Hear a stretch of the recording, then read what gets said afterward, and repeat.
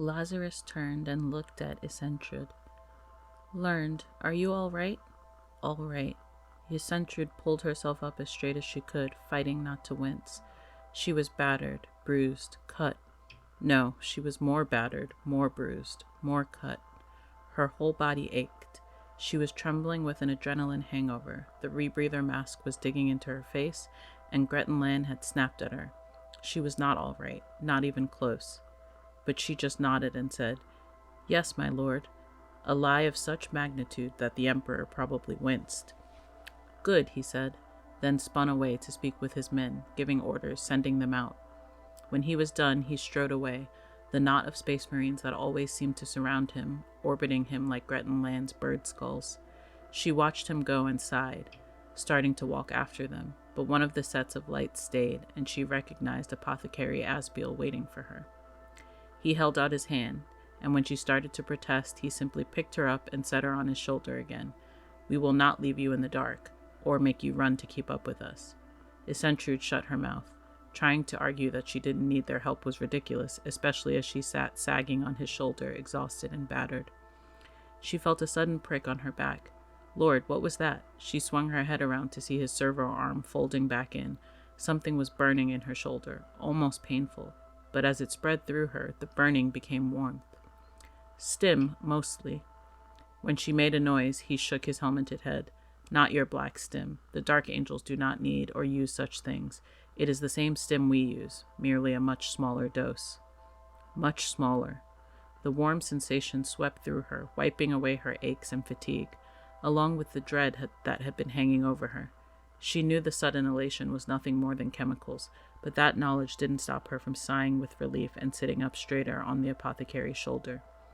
Her mood was so improved that she wasn't even startled when the lights on Asbiel's armor flashed off a silver skull mask. Interrogator Chaplain Demetrius had slowed, waiting for them.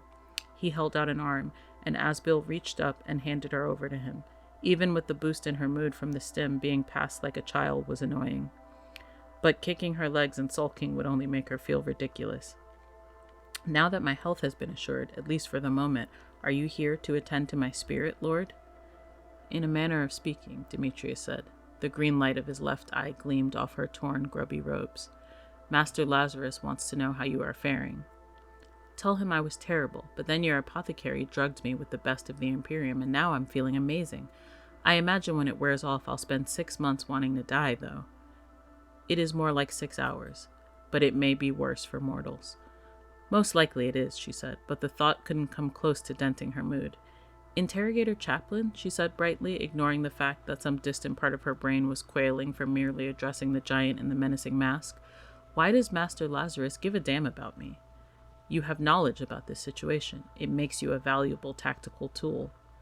A valuable tactical tool? How lovely! Eccentrud meant it, too. She had been raised to believe that her worth lay in helping others with the knowledge that had been etched into her, knowing she was useful not just to a space marine, but to the leader of an entire company of space marines was better than helping some lord figure out the best way to squeeze taxes out of stim farmers. He likes knowing things, doesn't he? He does. The Master of the Fifth is a fell fighter, but more importantly, he is a master of tactics. This requires knowing the troops that serve him, the battlefield he fights on, and the enemy he faces. "That's too bad," she said. "All this arguing and secrets and lies, all the weirdness with the Gris, it must all be driving him crazy." Demetrius made a sound that might have been a laugh, cut off.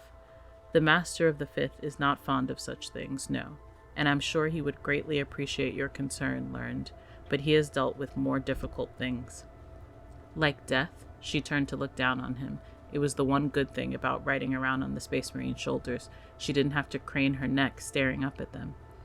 When the Gris was talking to him back at the Stim farm, all that crazy talk about death, the way Master Lazarus answered, what happened to him?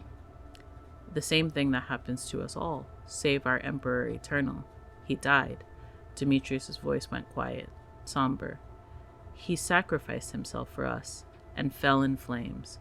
Master Lazarus did his duty, the one duty that is required from us all. He died for his brothers and for the Emperor, but duty was not done with him, and he was reborn."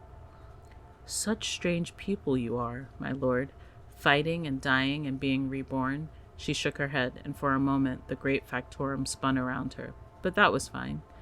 Everything now was more than fine. It seems like so much. Do you ever get a chance to do anything fun? We serve the Emperor. We protect the Imperium. We destroy the enemies of man. We are the sword of vengeance for the helpless and the afraid. We are the Dark Angels. He looked up at her. We are the first of the Adeptus Astartes. That is the greatest honor any man can attain. And, just occasionally, we are capable of experiencing what you call fun. I think you're making fun of me, Essentrud said, and swayed as he shrugged. He was, and that made her feel even better. These Space Marines were so serious, but if one of them as terrifying as Interrogator Chaplain Demetrius, could tease, whatever else they were, maybe these Dark Angels were still human. At least a little bit.